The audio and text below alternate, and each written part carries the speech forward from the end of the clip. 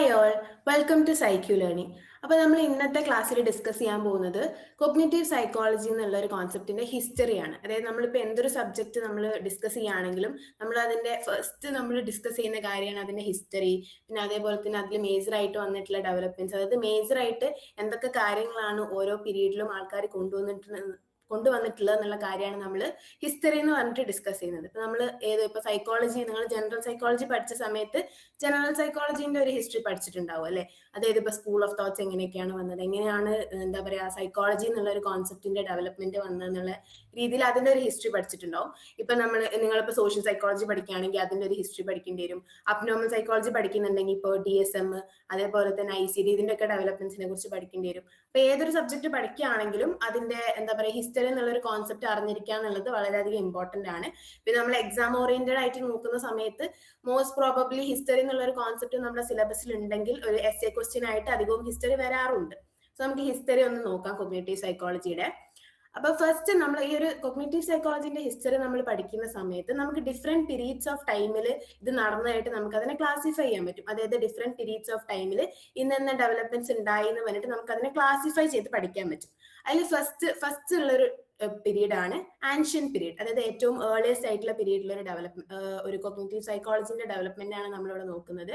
അതായത് early thoughts on thinking എന്നുള്ള ഒരു കോൺസെപ്റ്റിനെ കുറിച്ച് ഫസ്റ്റ് വന്ന തോട്ട്സ് എന്താണ്, അല്ലെങ്കിൽ ഫസ്റ്റ് വന്ന ഒരു ഡിസ്കഷൻ എന്താണെന്നാണ് നമ്മൾ ആൻഷ്യൻ പീരീഡിൽ കാണുന്നത്. അതായത് ആ ഒരു സമയത്ത് ഫസ്റ്റ് വന്നിട്ടുള്ള ഒരു തോട്ട്, അല്ലെങ്കിൽ അതിനെ കുറിച്ച് ഫസ്റ്റ് വന്നിട്ടുള്ള ഒരു ഡിസ്കഷൻ എന്താണെന്ന് വെച്ച് കഴിഞ്ഞാൽ 2 ക്വസ്റ്റ്യന്റെ ബേസിലാണ്. ഒന്നെന്ന് പറഞ്ഞു കഴിഞ്ഞാൽ ഈ നോളജ് എവിടെ നിന്നാണ് വരുന്നത്. അതായത് ആൾക്കാർ ക്വസ്റ്റ്യൻ ചെയ്യാൻ തുടങ്ങി. ഇപ്പൊ എന്തൊരു കാര്യമാണെങ്കിലും, എന്തൊരു സ്റ്റഡി ആണെങ്കിലും, എന്തൊരു എന്താ പറയുക പുതിയ ഡെവലപ്മെന്റ് ആണെങ്കിലും ഉണ്ടായിട്ടുള്ളത് ആരെങ്കിലും ഒരാൾ ഒരു ഡൗട്ട് ചോദിക്കുക, അല്ലെങ്കിൽ ആരെങ്കിലും ഒരാൾ ഒരു ക്വസ്റ്റ്യൻ ചോദിക്കുക എന്നുള്ള അതിന്റെ ഒരു എന്താ പറയാ സൊല്യൂഷൻ, അല്ലെങ്കിൽ അതിന്റെ ഒരു ആഫ്റ്റർ ഇഫക്റ്റ് ആയിട്ടായിരിക്കും അല്ലെ. അതേപോലെ തന്നെ ഇവിടെ നോളജ് എവിടെ നിന്നാണ് വന്നത് എന്നുള്ള ഒരു ക്വസ്റ്റ്യൻ ആയിരുന്നു ഈ ഒരു തിങ്കിങ് എന്നുള്ള, അല്ലെങ്കിൽ ഒരു തോട്ടിനെ കുറിച്ചുള്ള തിങ്കിങ് ഉള്ള ഒരു കോൺസെപ്റ്റിനെ കുറിച്ചുള്ള ഒരു ഫസ്റ്റ് ഇനീഷ്യൽ ആയിട്ടുള്ള തോട്ട്. പിന്നെ വന്നിട്ടുള്ള ഒരു ക്വസ്റ്റ്യൻ ആയിരുന്നു how is knowledge represented in the mind. നമ്മുടെ മൈൻഡിൽ നോളജ് എങ്ങനെയാണ് റെപ്രസെന്റ് ആയിട്ടുള്ളത്. അതായത് നമ്മുടെ മൈൻഡിൽ നമ്മൾ എങ്ങനെയാണ് നോളജിനെ സ്റ്റോർ ചെയ്യുന്നത്, നമ്മൾ എങ്ങനെയാണ് കാര്യങ്ങൾ സ്റ്റോർ ചെയ്തിട്ട് നമ്മൾ അത് കാര്യങ്ങളെ പിന്നെ നമുക്ക് ആവശ്യമുള്ള സമയത്ത് നമ്മൾ യൂസ് ചെയ്യുന്നത്. അപ്പൊ ഇങ്ങനെയുള്ള 2 ക്വസ്റ്റ്യൻ ആയിരുന്നു ആ ഒരു ആൻഷ്യൻ പീരീഡിൽ എന്താ പറയാ തിങ്കിങ്ങിനെ കുറിച്ചുള്ള മേജർ ആയിട്ട് വന്നിട്ടുള്ള ഒരു തോട്ട്, അല്ലെങ്കിൽ തിങ്കിങ്ങിനെ കുറിച്ച് വന്നിട്ടുള്ള ഒരു എന്താ പറയാ ഡിസ്കഷൻ എന്ന് പറയുന്നത്. അപ്പൊ ഈ ഒരു ക്വസ്റ്റ്യൻ വന്ന സമയത്ത്, ഒരു ക്വസ്റ്റ്യൻ വന്നു കഴിഞ്ഞാൽ ആൾക്കാർ അതിനെ എന്താ പറയാ try to find the answers. അപ്പൊ അതിന് ഉത്തരങ്ങൾ പറയാൻ വേണ്ടിയിട്ട് എന്താ പറയാ തിങ്കേഴ്സും അതേപോലെ തന്നെ ഫിലോസഫേഴ്സും ഒക്കെ അതിനു വേണ്ടി ട്രൈ ചെയ്യും. അപ്പൊ ഇങ്ങനെ ഈ 2 ക്വസ്റ്റ്യൻ വന്ന സമയത്ത് ആ ഒരു സമയത്ത് വന്നിട്ടുള്ള 2 മേജർ ആയിട്ടുള്ള വ്യൂ പോയിന്റ്സ് ആണ് എംപിരിസിസവും അതേപോലെ തന്നെ നേറ്റിവിസവും. എംപിരിസം പറയുന്നത് എന്താന്ന് വെച്ച് കഴിഞ്ഞാൽ നമ്മുടെ നോളജ് എമേർജ് ചെയ്യുന്നത്, അല്ലെങ്കിൽ നോളജ് വരുന്നത് എക്സ്പീരിയൻസിൽ നിന്നാണ്. അതായത് നമുക്ക് ഓരോ കാര്യങ്ങൾ നമ്മൾ എക്സ്പീരിയൻസ് ചെയ്യുന്ന സമയത്താണ് നമ്മൾ ഓരോ കാര്യങ്ങൾ പഠിക്കുന്നത്, ഓരോ കാര്യങ്ങളെ കുറിച്ചുള്ള അറിവ് നമുക്ക് കിട്ടുന്നതെന്നാണ് എംപിരിസം എന്ന് പറഞ്ഞൊരു കോൺസെപ്റ്റ് പറയുന്നത്. നെക്സ്റ്റ് വൺ ഈസ് നേറ്റിവിസം ആണ് വേറൊരു മേജർ ആയിട്ടുള്ള വ്യൂ പോയിന്റ്. അത് പറയുന്നത് നമ്മുടെ നോളജ് എന്ന് പറയുന്നത് ഇന്നേറ്റ് ആണ്, അല്ലെങ്കിൽ ഇൻബോൺ ആണെന്നാണ് പറയുന്നത്. അതായത് നമുക്ക് എന്താ പറയാ നമ്മുടെ എക്സ്പീരിയൻസ് വഴിയൊന്നും നമുക്കൊന്നും കിട്ടുന്നില്ല.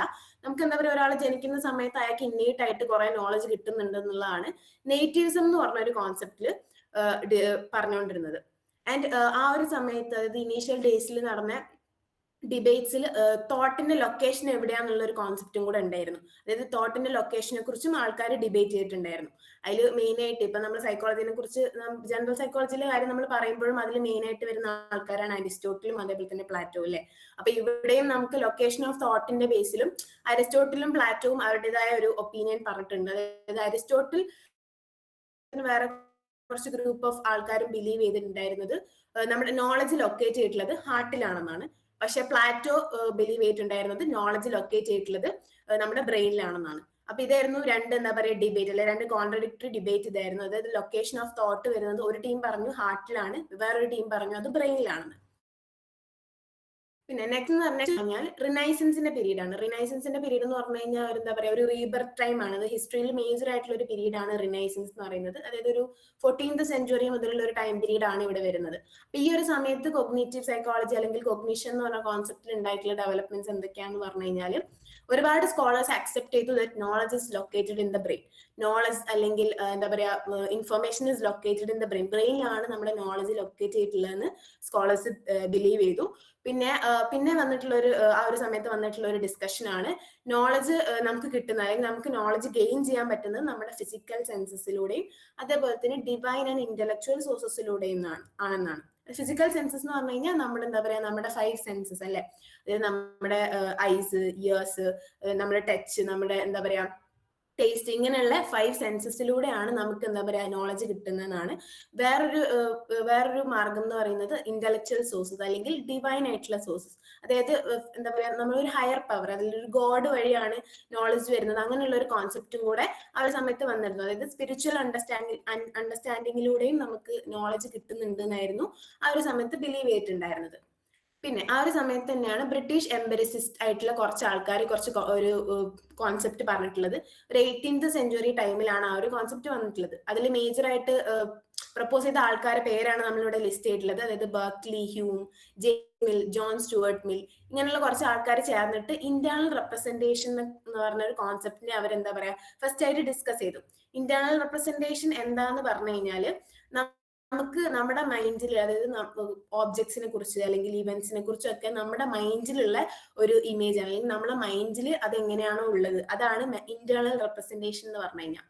ഇപ്പം ഫോർ എക്സാമ്പിൾ പറയുകയാണെങ്കിൽ ഇപ്പൊ ഒരു ട്രീ എന്ന് പറഞ്ഞു കഴിഞ്ഞാൽ നമ്മളെ മൈൻഡിൽ ഒരു ട്രീനെ കുറിച്ച് എന്തൊക്കെ കാര്യങ്ങളാണ് വരുന്നത്. ഇപ്പൊ ഒരു ട്രീ എന്ന് പറഞ്ഞു കഴിഞ്ഞാൽ ഓക്കെ ഇങ്ങനെയായിരിക്കും, അതായത് കുറെ ഇലകൾ ഉണ്ടാവും, വലിയ കുറെ ബ്രാഞ്ചസ് ഉണ്ടാവും, ഒരു ട്രങ്ക് ഉണ്ടാവും. അങ്ങനെ ഒരു ട്രീ എന്ന് പറഞ്ഞു കഴിഞ്ഞാൽ നമ്മുടെ മൈൻഡിൽ എന്താണോ വരുന്നത് അതാണ് നമുക്ക് ട്രീനെ കുറിച്ചുള്ള ഒരു ഇന്റേണൽ റെപ്രസെന്റേഷൻ. അപ്പൊ ഇന്റേണൽ റെപ്രസെന്റേഷൻ എന്ന് പറഞ്ഞ കോൺസെപ്റ്റിനെ കുറിച്ച് ആ സമയത്ത് ഡിസ്കഷൻ വന്നിട്ടുണ്ടായിരുന്നു. അപ്പം ഇന്റേണൽ റെപ്രസെന്റേഷൻ 3 കാര്യങ്ങളായിട്ടാണ് ഇവര് ഡിസ്കസ് ചെയ്തിട്ടുണ്ടായിരുന്നത്. എന്ന് പറഞ്ഞു കഴിഞ്ഞാൽ കാര്യങ്ങൾ പെർസീവ് ചെയ്യുന്നു, അങ്ങനെ ഡയറക്റ്റ് ആയിട്ടുള്ള സെൻസറി ഇവന്റ്സ്. പിന്നെ ഫെയിൻ കോപ്പി പെർസെപ്റ്റ്, അതായത് ഈ ഒരു നമ്മൾ പെർസീവ് ചെയ്യുന്ന കാര്യങ്ങളെ കോപ്പീസ് മെമ്മറിയിൽ സ്റ്റോർ ചെയ്തിട്ടുണ്ടാവും, അതാണ് ഇന്റേണൽ റെപ്രസെന്റേഷൻ എന്ന് പറയുന്നുണ്ടായിരുന്നു. പിന്നെ ട്രാൻസ്ഫോർമേഷൻ ഓഫ് കോപ്പീസ്, അതായത് ഈ നമ്മുടെ മെമ്മറിയിൽ നമ്മൾ ഓക്കെ പുതിയൊരു ഇൻഫർമേഷൻ വരുന്ന സമയത്ത് നമ്മൾ ഓൾറെഡി സ്റ്റോർ ചെയ്ത കാര്യങ്ങളായിട്ട് ലിങ്ക് ചെയ്തിട്ട് കുറെ പുതിയ കാര്യങ്ങൾ സ്റ്റോർ ചെയ്യുന്നു. അതായത് ഒരു ഇൻഫർമേഷൻ നമ്മൾ ഓൾറെഡി എക്സിസ്റ്റിംഗ് ഇൻഫർമേഷനായിട്ട് ലിങ്ക് നമ്മൾ അതിനെ ട്രാൻസ്ഫർ ഈ മൂന്നാമതായിട്ട് പറയുന്നത്. അപ്പൊ ഇങ്ങനെയാണ് ഇന്റേണൽ റെപ്രസെന്റേഷൻ വരുന്നത് എന്നാണ് പറഞ്ഞു കഴിഞ്ഞാൽ വളരെയധികം ഇമ്പോർട്ടന്റ് ആയിരുന്നു, അതായത് in the development of cognitive psychology. കാരണം മോഡേൺ കോഗ്നിറ്റീവ് സൈക്കോളജിയിൽ മെമ്മറിയും അതേപോലെ തന്നെ അസോസിയേഷൻ ഇങ്ങനത്തെ കോൺസെപ്റ്റ്സിന്റെ ഒക്കെ ഡെവലപ്മെന്റ് ഈ ഒരു ഇന്റേണൽ റെപ്രസെന്റേഷന്റെ ഈ ഒരു ഡിസ്കഷൻ വളരെയധികം ഇൻഫ്ലുവൻസ് ചെയ്യുന്നുണ്ട്. നെക്സ്റ്റ് ഉള്ള period psychology in the early 20th century. നമ്മൾ 14th സെഞ്ചുറി വരെ കാര്യങ്ങൾ പറഞ്ഞു, അത് 18th സെഞ്ചുറിയിലുള്ള കാര്യം പറഞ്ഞു. നെക്സ്റ്റ് ആണ് ഏർലി 20th സെഞ്ചുറിയിൽ കോഗ്നിറ്റീവ് സൈക്കോളജിയിൽ ഉണ്ടായിട്ടുള്ള ഡെവലപ്മെന്റ്സ്. ഇതാണ് നമുക്ക് മേജർ ആയിട്ടുള്ള എന്താ പറയുക വലിയൊരു ഡെവലപ്മെന്റ്സ് നടന്ന ഒരു സമയം എന്ന് വേണേൽ നമുക്ക് പറയാം. അതായത് നമ്മുടെ മേജർ ആയിട്ടുള്ള സ്കൂൾ ഓഫ് തോട്ടിൽ 2 major school of thought develop ആയിട്ടുള്ള സമയം, അതേപോലെ തന്നെ അത് തിങ്കിങ്ങിനെ ഷേപ്പ് ചെയ്യുന്നുണ്ടെന്ന് സ്കോളേഴ്സ് പറഞ്ഞത് ഈ ഒരു ടൈം പീരീഡിലാണ്. സ്കൂൾ ഓഫ് തോട്ട്സ് എന്താ നമുക്കറിയാം, സൈക്കോളജിയിൽ മേജർ ആയിട്ട് കുറെ സ്കൂൾ ഓഫ് തോട്ട്സ് ഉണ്ട്. അതിൽ മേജർ ആയിട്ട് വരുന്നതാണ് functionalism, structuralism, behaviourism, psycho analytics, അതേപോലെ തന്നെ ഹ്യൂമനിസ്റ്റിക് അപ്രോച്ച്. ഇതൊക്കെയാണ് നമ്മുടെ മേജർ സ്കൂൾസ് ഓഫ് സൈക്കോളജി അല്ലെ. അപ്പൊ ഈ ഏർലി 20th സെഞ്ചുറിയിൽ മെയിൻ ആയിട്ട് ഡെവലപ്പ് ആയിട്ടുള്ള 2 എണ്ണം ഉണ്ട്. ഒന്നാണ് behaviourism, next one is gestalt psychology. അതിൽ ഫസ്റ്റ് വണ്ണാണ് ബിഹേവിയറിസം. നമ്മൾ ജോൺ ബി വാട്സണും അതേപോലെ തന്നെ BF സ്കിന്നറൊക്കെയാണ് ബിഹേവിയറിസത്തിന്റെ ഫൗണ്ടേഴ്സ് ആയിട്ട് നമ്മൾ കൺസിഡർ ചെയ്യുന്നത്. അപ്പം ബിഹേവിയറിസം എന്ന് പറഞ്ഞൊരു കോൺസെപ്റ്റ് പറഞ്ഞ എന്താന്ന് വെച്ച് കഴിഞ്ഞാൽ ഈ ഒരു കോൺസെപ്റ്റ് ഒബ്സർവബിൾ ബിഹേവിയറിനാണ് ഫോക്കസ് ചെയ്തത്. അതായത് നമുക്ക് എന്താ പറയുക തികച്ചും ഒബ്സർവ് ചെയ്യാൻ പറ്റുന്ന ബിഹേവിയർ, നമുക്ക് പുറത്ത് കാണാൻ പറ്റുന്ന ബിഹേവിയറിനെ മാത്രമാണ് ബിഹേവിയറിസം എന്ന് പറഞ്ഞൊരു കോൺസെപ്റ്റ് ഫോക്കസ് ചെയ്തത്. അതായത് ഒരു സ്റ്റിമുലസ് ഉണ്ടാവുന്നു, അതിനെ നമ്മൾ ഒരാൾ റെസ്പോണ്ട് ചെയ്യുന്നു. ഈ ഒരു കാര്യത്തിന് മാത്രമാണ് ബിഹേവിയറിസത്തിൽ നമ്മൾ എന്താ പറയുക ഫോക്കസ് ചെയ്തിട്ടുണ്ടായിരുന്നത്. അതായത് മെന്റൽ പ്രോസസ്സിനെ കംപ്ലീറ്റ്ലി ഇഗ്നോർ ചെയ്യാണ് ബിഹേവിയറിസം എന്ന് പറഞ്ഞൊരു സ്കൂൾ ആ സമയത്ത് ചെയ്തത്.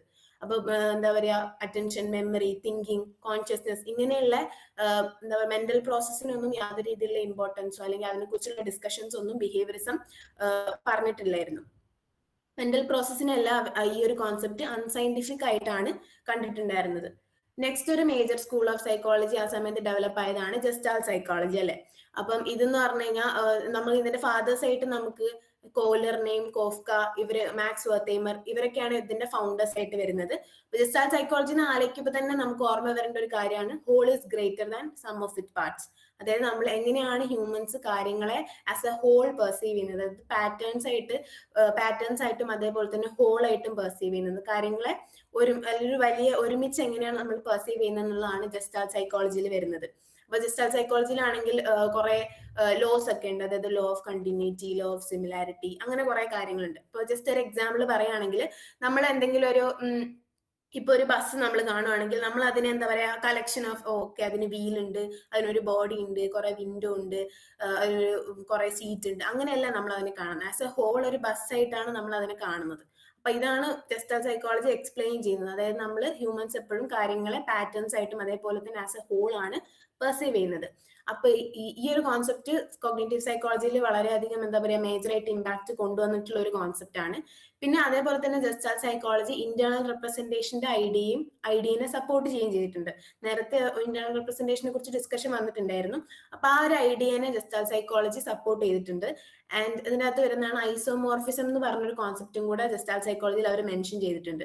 ഐസോമോർഫിസം എന്ന് പറഞ്ഞു കഴിഞ്ഞാൽ നമ്മുടെ റിയാലിറ്റിയും നമുക്ക് ഉണ്ടാവുന്ന ഇന്റേണൽ റെപ്രസെന്റേഷനും തമ്മിലുള്ള ഒരു എന്താ പറയാ സിമിലാരിറ്റി എന്ന് പറയാം, അല്ലെങ്കിൽ അത് തമ്മിലുള്ള ഒരു എന്താ പറയുക റിലേഷൻ എന്നൊക്കെ നമുക്ക് പറയാം. അതായത് ഇപ്പം ഫോർ എക്സാമ്പിൾ നമ്മൾ പറയുകയാണെങ്കിൽ നമ്മളൊരു സാധനം കാണാം, ഇപ്പൊ നമ്മളൊരു പൂവ് കാണുകയാണെങ്കിൽ ആ പൂവായിട്ട് നമ്മൾ കാണുന്ന റിയാലിറ്റിയും അതേപോലെ നമ്മളെ മൈൻഡിലോട്ട് നമ്മൾ എടുക്കുന്ന ആ ഒരു ഇന്റേണൽ റെപ്രസെന്റേഷൻ ഉണ്ടല്ലോ, അപ്പൊ അതിലുള്ള ഒരു സിമിലാരിറ്റി, അതാണ് ഐസോമോർഫിസം എന്ന് പറയുന്നത്. പിന്നെ അത് ഇതേപോലെ പറഞ്ഞ പോലെ gestalt principles, law of continuity, law of good figure, law of similarity, അങ്ങനെ കുറെ ജസ്റ്റാൾട്ട് പ്രിൻസിപ്പിൾസ് ഉണ്ട്. ഇതെല്ലാം അവർ ഡെവലപ്പ് ചെയ്തു. പിന്നെ അതായത് whole is greater than sum of its parts, ഇതാണ് ജസ്റ്റാൾട്ട് സൈക്കോളജി എന്ന് പറയുന്നത്. അപ്പം ഏർലി 20th സെഞ്ചുറിയിൽ മേജർ ആയിട്ട് 2 സ്കൂൾസ് ആണ് ഡെവലപ്പ് ആയത്. ഒന്നെന്ന് പറയുന്നത് gestalt psychology and next one is behaviourism. പിന്നെയാണ് കോഗ്നിറ്റീവ് റെവല്യൂഷൻ. ഇത് കോഗ്നിറ്റീവ് റെവല്യൂഷൻ എന്ന് പറയുന്നത് നമ്മുടെ മോഡേൺ കോഗ്നിറ്റീവ് സൈക്കോളജിനെയാണ് പറയുന്നത്. ഈ ഒരു മോഡേൺ കോഗ്നിറ്റീവ് സൈക്കോളജിന്റെ എമർജൻസിന് മുന്നേ വന്നിട്ടുള്ള മേജർ ആയിട്ടുള്ള കോൺട്രിബ്യൂഷൻസ് ആണ് അടുത്തൊരു ടൈം പീരീഡ് ആയിട്ട് നമ്മൾ ഡിസ്കസ് ചെയ്യുന്നത്. അതാണ് contributions before the cognitive revolution. അതിൽ ഫസ്റ്റ് വൺ നമുക്ക് പറയാൻ പറ്റുന്ന ഒരാളാണ് എഡ്വേർഡ് ടോൾമൻ. 1932 ആ ഒരു ടൈം പീരീഡിലാണ് അദ്ദേഹം ഈ ഒരു എന്താ പറയാ കോൺട്രിബ്യൂഷൻസ് നടത്തിയിട്ടുള്ളത്. അദ്ദേഹം പറഞ്ഞിട്ടുള്ള എന്താന്ന് വെച്ച് കഴിഞ്ഞാൽ അദ്ദേഹം ലേണിംഗ് എന്നുള്ള ഒരു കോൺസെപ്റ്റിലാണ് സ്റ്റഡീസ് നടത്തിയിട്ടുണ്ടായിരുന്നത്. അദ്ദേഹം പറഞ്ഞത് ലേണിംഗ് എന്ന് പറയുന്നത് ജസ്റ്റ് സ്റ്റിമുലസ് റെസ്പോൺസ് കണക്ഷൻ അല്ല, ജസ്റ്റ് സ്റ്റിമുലസും റെസ്പോൺസും തമ്മിലുള്ള കണക്ഷൻ കൊണ്ടല്ല നമുക്ക് ലേണിംഗ് സംഭവിക്കുന്നത്. അല്ലാണ്ട് അവിടെ എന്താ പറയാ മെന്റൽ റെപ്രസെന്റേഷനും അതേപോലെ തന്നെ ഒരു കോഗ്നിറ്റീവ് മാപ്പ് ഒക്കെ വരുന്നുണ്ട് എന്നാണ് അദ്ദേഹം ഡിസ്കസ് ചെയ്തത്. ആൻഡ് അദ്ദേഹത്തിന്റെ എക്സ്പെരിമെന്റ് എന്തായിരുന്നു എന്ന് വെച്ച് കഴിഞ്ഞാൽ ഒരു റാറ്റ് മീസ് എക്സ്പെരിമെന്റ് എന്ന് നമ്മൾ പറയും. അതായത് നമ്മൾ സാധാരണ നമ്മളൊക്കെ ചെറുതായ സമയത്ത് നമ്മൾ ചെയ്തിട്ടുണ്ടാവും അല്ലെ, നമ്മൾ ഈ ബാലരമയിലും കളിക്കൊടുക്കലൊക്കെ എന്താ പറയാ മുയലിന് വഴി കാണിച്ചു കൊടുക്കുക, അതായത് ഫുഡിന്റെ അടുത്തോട്ട് എത്തിക്കാം, അങ്ങനെയുള്ള വഴി കാണിച്ചു കൊടുക്കുന്ന ഗെയിമൊക്കെ നമ്മൾ ചെയ്തിട്ടുണ്ടാവും. അപ്പൊ അദ്ദേഹം ചെയ്തതെന്ന് വെച്ചാൽ അദ്ദേഹം ഒരു റിയൽ ലൈഫ് സെറ്റിംഗിൽ അങ്ങനെ ഒരു മെയ്സ് ഉണ്ടാക്കി, അങ്ങനെ ഒരു സെറ്റിംഗ് ഉണ്ടാക്കി അതിന്റെ അകത്തൊരു റാറ്റിനെ ഇട്ടു. എന്നിട്ട് റാറ്റിന്റെ അതായത് അതിന്റെ അതെങ്ങനെയാണ് സക്സസ് ആവുന്ന വെച്ച് കഴിഞ്ഞാൽ അതിന് ലാസ്റ്റ് ഒരു ഫുഡ് വെച്ചിട്ടുണ്ടാവും. ആ ഫുഡിന്റെ അടുത്തോട്ട് റാറ്റ് എത്തുക എന്നുള്ളതായിരുന്നു ആ ടാസ്ക്. അപ്പം ആ റാറ്റ് എന്താ ചെയ്തെന്ന് വെച്ച് കഴിഞ്ഞാൽ ആ റാറ്റ് ഇങ്ങനെ ട്രാവൽ ചെയ്തിട്ട് ഓരോ സമയത്ത് ഒരു ബ്ലോക്ക് വരുന്ന സമയത്ത് ആ റാറ്റ് നെക്സ്റ്റ് എന്താ പറയുക അടുത്ത ഷോർട്ടസ്റ്റ് ആയിട്ടുള്ള അടുത്ത ഫുഡിലോട്ട് എത്താനുള്ള വഴി കണ്ടുപിടിച്ചുകൊണ്ടിരിക്കുകയായിരുന്നു. അപ്പൊ ഇതിൽ നിന്ന് അദ്ദേഹം കൺക്ലൂഡ് ചെയ്ത കാര്യം എന്താണെന്ന് വെച്ച് കഴിഞ്ഞാൽ ലേണിംഗ്, അതായത് ഈ റാറ്റ് ലേണിംഗ് ചെയ്യുന്നുണ്ട്, ഒരു കാര്യം പഠിക്കുന്നുണ്ട്. അതായത് ലേണിംഗ് ചെയ്യുന്നത് ജസ്റ്റ് ഒരു സ്റ്റിമുലസ് റെസ്പോൺസ് കൊണ്ട് മാത്രമല്ല. അതായത് ഓക്കെ ഫുഡ് തപ്പിപ്പോയ സമയത്ത് അതിന് ബ്ലോക്ക് വന്ന സമയത്ത് നിന്ന് അടുത്ത വഴി പോകാം, അങ്ങനെയല്ല. അതായത് അതിന്റെ ഒരു കോഗ്നിറ്റീവ് മാപ്പ് ആ റാറ്റ് മൈൻഡിൽ വെച്ചിട്ടുണ്ട്. അതായത് അതിന്റെ എൻവയോൺമെന്റിനെ കുറിച്ച് നല്ല രീതിയിലുള്ള ഒരു അണ്ടർസ്റ്റാൻഡിങ് ആ റാറ്റിന് ഉണ്ടായിരുന്നു എന്നാണ് പറയുന്നത്. അപ്പൊ ലേണിംഗ് എന്ന് പറയുന്നത് ജസ്റ്റ് സ്റ്റിമുലസ് റെസ്പോൺസ് കണക്ഷൻ അല്ല. അപ്പം അതാണ് ഈ rat learn the Leh out of the maze. ആ ഒരു മെയ്സിന്റെ ലേ ഔട്ട് റാറ്റ് പഠിച്ചു. അതായത് ആ ഒരു എൻവയോൺമെന്റിന്റെ മെന്റൽ റെപ്രസെന്റേഷൻ റാറ്റ് പഠിക്കുകയും അങ്ങനെയാണ് റാറ്റ് ആ ഒരു പസില് അല്ലെങ്കിൽ ആ ഒരു മെയ്സ് സോൾവ് ചെയ്യുന്നത്. And this supported the idea of mental representation. അങ്ങനെ ഈ സ്റ്റഡീന്റെ കൺക്ലൂഷൻ ആയിട്ട് അദ്ദേഹം മെന്റൽ റെപ്രസെന്റേഷൻ എന്ന് പറഞ്ഞിട്ടുള്ള ഐഡിയ എന്താ പറയാ സപ്പോർട്ട് ചെയ്യുന്നുണ്ട്. അതായത് നമുക്കൊരു കോഗ്നിറ്റീവ് മാപ്പ് ഫോം ചെയ്യുന്നു. ഇപ്പം റാറ്റിന്റെ കേസിലാണ് നമ്മൾ പറഞ്ഞത്, നമുക്ക് ഹ്യൂമൻസിൽ അപ്ലിക്കബിൾ ആണ് അല്ലെ. ഇപ്പൊ നമ്മൾ എന്താ പറയാ നമുക്കിപ്പം നമ്മളോട് പെട്ടെന്ന് ആരെങ്കിലും വന്നിട്ട് നിങ്ങളെ വീടിന്റെ അടുത്തുള്ള ബാങ്കിലോട്ട് എങ്ങനെയാ പോവാ ചോദിച്ചു കഴിഞ്ഞാൽ നമുക്ക് പ്രോപ്പറായിട്ട് നമ്മുടെ ബ്രെയിനിൽ ഒരു കോഗ്നിറ്റീവ് മാപ്പ് ഉണ്ടാവും. ഓക്കെ ഇങ്ങനെ പോയി നേരെ പോയി പിന്നെ അടുത്ത റൈറ്റ് എടുത്ത് പിന്നെ അതിന്റെ അടുത്തൊരു ലാൻഡ് മാർക്ക് ഉണ്ട്, നമ്മൾ അതൊക്കെ പറഞ്ഞു കൊടുക്കും അല്ലെ. അപ്പൊ കോഗ്നിറ്റീവ് മാപ്പിനെ കുറിച്ചും അതേപോലെ മെന്റൽ റെപ്രസെന്റേഷനെ കുറിച്ചൊക്കെ അദ്ദേഹം ആ സമയത്ത് ഡിസ്കസ് ചെയ്തിട്ടുണ്ടായിരുന്നു. ആൻഡ് നെക്സ്റ്റ് ആണ് ഫ്രെഡറിക് ബാർട്ട്ലെറ്റ് എന്ന് പറഞ്ഞിട്ട് അദ്ദേഹം നടത്തിയിട്ടുള്ള കോൺട്രിബ്യൂഷൻസ്. അദ്ദേഹം മെയിൻ ആയിട്ട് ചെയ്തിട്ടുള്ള ഒരു കാര്യം, അദ്ദേഹം മെമ്മറി എന്ന് പറഞ്ഞ കോൺസെപ്റ്റിലായിരുന്നു കൂടുതൽ സ്റ്റഡീസ് നടത്തിയിട്ടുണ്ടായിരുന്നത്.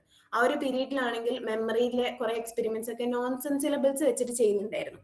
അതായത് മീനിങ് ഫുൾ അല്ലാത്ത സിലബിൾസ് വെച്ചിട്ട് അതിനെ മെമ്മറൈസ് ചെയ്യുന്ന അങ്ങനത്തെ കുറെ എക്സ്പെരിമെന്റ്സ് ആ സമയത്ത് നടത്തിയിട്ടുണ്ടായിരുന്നു കുറെ തിങ്കേഴ്സ്. അപ്പൊ അദ്ദേഹം ചെയ്ത് അതിനെ ക്രിട്ടിസൈസ് ചെയ്തു. അതായത് കുറച്ചും കൂടെ മീനിങ് ഫുൾ ആയിട്ടുള്ള മെറ്റീരിയൽ നമ്മുടെ റിയൽ ലൈഫ് കണ്ടീഷൻസിൽ വെച്ചിട്ട് മെമ്മറിനെ സ്റ്റഡി ചെയ്താലാണ് കുറച്ചും കൂടെ എഫിഷ്യൻസി ഉണ്ടാവുക, അങ്ങനെയുള്ള രീതിയിലുള്ള ഒരു സജഷൻ ആയിരുന്നു അദ്ദേഹം ചെയ്തിട്ടുണ്ടായിരുന്നത്. ആൻഡ് അദ്ദേഹം ഇങ്ങനെ മെമ്മറിനെ കുറിച്ച് സ്റ്റഡി നടത്തിയിട്ട് മെയിൻ ആയിട്ട് സ്കീമ എന്ന് പറഞ്ഞൊരു കോൺസെപ്റ്റിനെ അദ്ദേഹം കൊണ്ടുവന്നു. സ്കീമ എന്ന് പറഞ്ഞു കഴിഞ്ഞാൽ mental frame work of experience നമുക്ക് അതിനെ പറയാം. അതായത് ഒരു മെന്റൽ ബ്ലൂ പ്രിന്റ് ആണെന്നൊക്കെ നമുക്ക് അതിനെ പറയാം. അതായത് നമ്മുടെ എക്സ്പീരിയൻസ് നമ്മൾ ചില കാര്യങ്ങളെ കുറിച്ച് നമ്മൾ ഉണ്ടാക്കുന്ന ഒരു മെന്റൽ ഫ്രെയിം വർക്ക് ആണ് സ്കീമ എന്ന് പറയുന്നത്. ഇപ്പൊ ഫോർ എക്സാമ്പിൾ പറയുകയാണെങ്കിൽ ഒരു ക്ലാസ് റൂം സ്കീമ, ക്ലാസ് റൂമിനെ കുറിച്ചുള്ള നമുക്ക് ഉണ്ടാവുന്ന ഒരു സ്കീം അല്ലെ. അതായത് നമുക്ക് ഒരു ക്ലാസ് റൂം എന്ന് പറഞ്ഞു കഴിഞ്ഞാൽ ഇങ്ങനെയാണ്. അതായത് സ്റ്റുഡൻസ് ഇരിക്കുന്നുണ്ടാവും, ടീച്ചർ മോസ്റ്റ്ലി നിൽക്കുന്നുണ്ടാവും, ടീച്ചർ അങ്ങോട്ട് കമ്മ്യൂണിക്കേറ്റ് ചെയ്യുന്നുണ്ടാവും, സ്റ്റുഡൻസ് എല്ലാവരും എന്താ പറയാ ഓൾ ഇയേഴ്സ് ആയിട്ട് അത് കേൾക്കുന്നുണ്ടാവും. അതാണ് നമ്മുടെ ഒരു ക്ലാസ് റൂമിനെ കുറിച്ചുള്ള സ്കീമ. അതേപോലെ തന്നെ ഇപ്പൊ ഒരു റെസ്റ്റോറന്റ് സ്കീമ എന്ന് പറഞ്ഞാൽ ഒരു റെസ്റ്റോറന്റ് പോയാൽ എന്താ എല്ലാവരും ചെയ്യാന്നുള്ള കാര്യത്തിൽ നമുക്കൊരു സ്കീം ഉണ്ട്. അതായത് റെസ്റ്റോറന്റ് പോകുന്നു, അപ്പൊ നമുക്ക് മെനു കിട്ടണം, മെനു നോക്കി നമ്മളൊരു കാര്യം ഓർഡർ ചെയ്യുന്നു, ഓർഡർ ചെയ്ത സാധനം നമ്മുടെ ടേബിളിൽ എത്തുന്നു. അങ്ങനെയുള്ള രീതിയിൽ ഓൾറെഡി നമ്മൾ എക്സ്പീരിയൻസ് നമ്മൾ ആ ഒരു സിറ്റുവേഷനെ കുറിച്ച് ഒരു എന്താ പറയുക ഫ്രെയിം വർക്ക് ഉണ്ടാക്കിയിട്ടുണ്ട്. അതിനാണ് നമ്മൾ സ്കീമ എന്ന് പറയുന്നത്. ആൻഡ് ഇതിന്റെ ബേസ് ചെയ്തിട്ട് അദ്ദേഹം ഒരു സ്കീമ തിയറി എന്ന് പറഞ്ഞൊരു കോൺസെപ്റ്റ് കൂടെ കൊണ്ടുവന്നിട്ടുണ്ട്. അത് കോഗ്നിറ്റീവ് സൈക്കോളജിയിൽ മേജർ ആയിട്ടുള്ള ഒരു ഇമ്പോർട്ടന്റ് ആയിട്ടുള്ള ഒരു തിയറിയാണ്. ഇതെന്താന്ന് വെച്ച് കഴിഞ്ഞാൽ സ്കീമ തിയറി പറയുന്നത് എന്താന്ന് വെച്ച് കഴിഞ്ഞാൽ നമ്മുടെ സ്കീമ എന്താന്ന് ഞാൻ പറഞ്ഞല്ലോ, സ്കീമ നമ്മുടെ മെമ്മറിനെ ഇൻഫ്ലുവൻസ് ചെയ്യുന്നുണ്ട് എന്നാണ് പറയുന്നത്. അതായത് ഈ സ്കീമ നമ്മുടെ മെമ്മറിയിലോട്ട് നമ്മൾ എന്തൊക്കെ എടുക്കുന്നു, അതായത് നമ്മുടെ മെമ്മറി എങ്ങനെയാണ് സ്റ്റോർ ആവുന്നത്, നമ്മൾ എന്തൊക്കെ കാര്യങ്ങളാണ് അറ്റൻഡ് ചെയ്യുന്നത്, നമ്മൾ പിന്നെ അതിനെ റിട്രീവ് ചെയ്യുന്നത്, ഈ കാര്യങ്ങളൊക്കെ നമ്മുടെ ഓൾറെഡി എക്സ്പീരിയൻസ് വഴി നമ്മൾ ഫോം ചെയ്തിട്ടുള്ള സ്കീമ ഇൻഫ്ലുവൻസ് ചെയ്യുന്നുണ്ട് എന്നാണ് സ്കീമ തിയറിയിൽ അദ്ദേഹം പറയുന്നത്. പിന്നെ അതേപോലെ തന്നെ മെമ്മറി എന്ന് പറഞ്ഞിട്ടുള്ള ഒരു കോൺസെപ്റ്റ് റീകൺസ്ട്രക്റ്റീവ് ആണെന്നാണ്. പിന്നെ മെമ്മറീസ് റീകൺസ്ട്രക്റ്റഡ് എന്നുള്ള ഒരു കോൺസെപ്റ്റും കൂടിയാണ് സ്കീമ തിയറിയിൽ മെയിൻ ആയിട്ട് വരുന്നത്. മെമ്മറീസ് റീകൺസ്ട്രക്റ്റഡ് എന്ന് നമ്മൾ എന്താ പറയുന്നതെന്ന് വെച്ച് കഴിഞ്ഞാൽ, മെമ്മറി ഇപ്പൊ നമ്മളൊരു കാര്യം കണ്ടു കഴിഞ്ഞാൽ നമ്മളത് അതേപോലെ അതിനെ റെപ്ലിക്ക അല്ലെങ്കിൽ അതിന്റെ ഒരു റെപ്ലിക്ക നമ്മുടെ ബ്രെയിനിലോട്ട് സ്റ്റോർ ചെയ്യല്ല ചെയ്യുന്നത്. നമ്മൾ അതിനെ എന്താ പറയുക പെർസീവ് ചെയ്ത് നമ്മൾ അത് സ്റ്റോർ ചെയ്യാണ് ചെയ്യുന്നത്. അപ്പം അതിൽ എന്താ പറയുക റീസ്ട്രക്ചറിങ് സംഭവിക്കാം. അതായത് അതിൽ എന്താ പറയാ ചേഞ്ചസ് ഒക്കെ സംഭവിക്കാം. ഇപ്പൊ അതിനൊരു എക്സാമ്പിൾ പറയുകയാണെങ്കിൽ, ഇപ്പൊ നമ്മള് രണ്ട് ഫ്രണ്ട്സ് ഒരുമിച്ച് ഒരു മൂവിക്ക് പോയി വിചാരിക്കാം. അപ്പൊ രണ്ടാളും കണ്ടത് സെയിം മൂവിയാണ്, എന്താ പറയാ സെയിം അടുത്തടുത്തുള്ള സീറ്റിൽ ഇരുന്നിട്ടാണ് രണ്ടാളും മൂവി കണ്ടത്. പക്ഷെ ഇപ്പൊ ഞാനും എൻ്റെ ഒരു ഫ്രണ്ടാണ് കണ്ടതെന്ന് വെച്ച് കഴിഞ്ഞാൽ, ഞാൻ ആ മൂവി കണ്ടിട്ട് വേറെ ആളെന്നോട് കഥ ചോദിച്ചു കഴിഞ്ഞ് കഴിഞ്ഞാൽ ഞാൻ അയാൾക്ക് പറഞ്ഞു കൊടുക്കുന്ന കഥ മേ ബി എന്റെ ഫ്രണ്ട് പറഞ്ഞു കൊടുക്കുന്ന കഥയിൽ നിന്നും ഡിഫറെന്റ് ആയിരിക്കും. അതായത് നമ്മള് കൊഗ്നിറ്റീവ്, അതായത് മെമ്മറി എന്ന് പറയുന്നത് റീസ്ട്രക്ചറിങ് നടക്കുന്നുണ്ട് അല്ലെങ്കിൽ റീകൺസ്ട്രക്റ്റീവ് ആണ്. അതിൽ ചേഞ്ചസ് നടക്കുന്നുണ്ട്, നമ്മളായിട്ട് അതിൽ പല കോൺഷ്യസ്ലി ഓർ അൺകോൺഷ്യസ്ലി ചേഞ്ചസ് വരുത്തുന്നുണ്ട്. ഇതാണ് അദ്ദേഹം സ്കീമ തിയറിയിൽ കൊണ്ടുവന്ന വേറൊരു കോൺസെപ്റ്റ് എന്ന് പറഞ്ഞു കഴിഞ്ഞാൽ, അതായത് മെമ്മറീസ് റീകൺസ്ട്രക്റ്റീവ് എന്നുള്ളത്. ഒരിക്കലും മെമ്മറി എന്ന് പറയുന്നത് നമ്മുടെ ബ്രെയിനിലോട്ട് സ്റ്റോർ ചെയ്യുന്നത് ഒരു കാര്യത്തിന്റെ പ്രോപ്പർ റെപ്ലിക്ക അല്ലെങ്കിൽ റീപ്രൊഡക്ഷൻ അല്ല. അത് റീസ്ട്രക്ചറിങ് ചെയ്തിട്ട് അല്ലെങ്കിൽ റീകൺസ്ട്രക്ഷൻ നടന്നിട്ടാണ് നമ്മൾ സ്റ്റോർ ചെയ്യുന്നത്. അതാണ് സ്കീമ തിയറി എന്ന് പറയുന്നത്. And next last modern cognitive psychology. അതായത് ഇപ്പം 1950s ശേഷം നടന്നിട്ടുള്ള ഡെവലപ്മെന്റ്സും ഇപ്പൊ കറന്റ് നടന്നുകൊണ്ടിരിക്കുന്ന ഡെവലപ്മെന്റ്സും റിസർച്ചസും ഒക്കെ വരുന്നത് മോഡേൺ കോഗ്നിറ്റീവ് സൈക്കോളജിയിലാണ്. ഇതെന്ന് പറയുമ്പം ഇതാണ് നമ്മുടെ കറന്റ് ആയിട്ടുള്ളത് മോഡേൺ കോഗ്നിറ്റീവ് സൈക്കോളജി. കറന്റ് ആയിട്ടുള്ള ഡെവലപ്മെന്റ്സ് ഒക്കെ നമ്മൾ മോഡേൺ കോഗ്നിറ്റീവ് സൈക്കോളജിയിലാണ് ഇൻക്ലൂഡ് ചെയ്യുന്നത്. അതായത് 1950s ശേഷമുള്ള എല്ലാ ഡെവലപ്മെന്റ്സും നമ്മൾ മോഡേൺ കോഗ്നിറ്റീവ് സൈക്കോളജിയിലാണ് ഇൻക്ലൂഡ് ചെയ്യുന്നത്. അപ്പൊ ആ ഒരു 1950s ശേഷമാണ് സൈക്കോളജി എന്ന് പറഞ്ഞ കോൺസെപ്റ്റ് മെയിൻ ആയിട്ട് മെന്റൽ പ്രോസസ്സിനെ പഠിക്കാന്നുള്ള രീതിയിലോട്ട് മാറിയത്. അതായത് അറ്റൻഷനും memory, pattern recognition, consciousness, thinking, language, അങ്ങനത്തെ പെർസെപ്ഷൻ, അങ്ങനെയുള്ള മേജർ ആയിട്ടുള്ള മെന്റൽ പ്രോസസ്സിനെ കുറിച്ച് പഠിക്കുക എന്നുള്ളത് സൈക്കോളജിന്റെ ഒരു മെയിൻ ഫോക്കസ് ആയി മാറിയത് മോഡേൺ കോഗ്നിറ്റീവ് സൈക്കോളജി എന്നാണ് നമ്മൾ ആ ഒരു ടൈം പീരീഡിനെ പറയുന്നത്. അത് 1950s ശേഷമുള്ള ടൈം പീരീഡ് ആണ് അങ്ങനെ വരുന്നത്. സോ ഇതാണ് നമ്മുടെ ഹിസ്റ്ററി ഓഫ് കോഗ്നിറ്റീവ് സൈക്കോളജി എന്ന് പറയുന്നത്. And major reasons for cognitive revolution, അതായത് ഒരു മോഡേൺ കോഗ്നിറ്റീവ് സൈക്കോളജിന്റെ എമർജൻസ്, അതിന് മേജർ ആയിട്ട് വന്നിട്ടുള്ള എന്തൊക്കെ കാരണമാണ് കോഗ്നിറ്റീവ് സൈക്കോളജിന്റെ, എന്താ പറയുക, മോഡേൺ കോഗ്നിറ്റീവ് സൈക്കോളജിന്റെ എമർജൻസ് ഉണ്ടായെന്നാണ് ഇവിടെ പറയുന്നത്. അപ്പം അതിന്റെ മേജർ ആയിട്ടുള്ള റീസൺ നമുക്കൊരു 6 റീസൺസ് ആണ് മെയിൻ ആയിട്ട് വരുന്നത്. ഒന്നെന്ന് പറയുന്നത് failure of behaviourism to explain complex behaviour, അതായത് ലാംഗ്വേജ് കോംപ്രഹെൻഷനും ലാംഗ്വേജിന്റെ ഡെവലപ്മെന്റും അങ്ങനെയുള്ള കോംപ്ലക്സ് ബിഹേവിയറിസം എന്ന് പറഞ്ഞൊരു കോൺസെപ്റ്റിനെ എക്സ്പ്ലെയിൻ ചെയ്യാൻ പറ്റിയില്ല. അപ്പം അത് എക്സ്പ്ലെയിൻ ചെയ്യാൻ വേണ്ടിയിട്ട് പുതിയ തിയറീസും അല്ലെങ്കിൽ പുതിയ സ്റ്റഡീസ് ഒക്കെ വരാൻ തുടങ്ങി.